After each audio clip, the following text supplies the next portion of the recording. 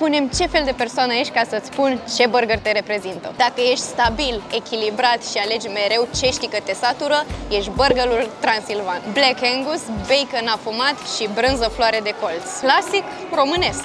Dacă ești calm, atent și îți place ca lucrurile să fie în ordine, ești burgerul Apusean. Black Angus, cheddar, ceapă roșie și castraveți murați. Echilibrat și sigur pe tine. Dacă ești energic, direct și trăiești totul la intensitate maximă, ești burgerul Valach Barbecue. Black Angus, bacon afumat, cheddar, ceapă roșie, castraveți murați, salată iceberg și sos barbecue. Puternic, fără jumătăți de măsură. Dacă te plictisești repede, cauți mereu experiențe noi și nu-ți plac lucrurile simple, ești burgerul muntenesc. Black Angus, cașcaval afumat, alată de ardei copt, castraveți murați feliați. Picant și cu personalitate. Dacă ești relaxat, alegi ce-ți place fără să stai prea mult pe gânduri, ești burgerul moldovenesc. Burger de porc, salată coleslaw și cheddar. Hotărât, așa cum trebuie. Ce zici? Te-am nimerit?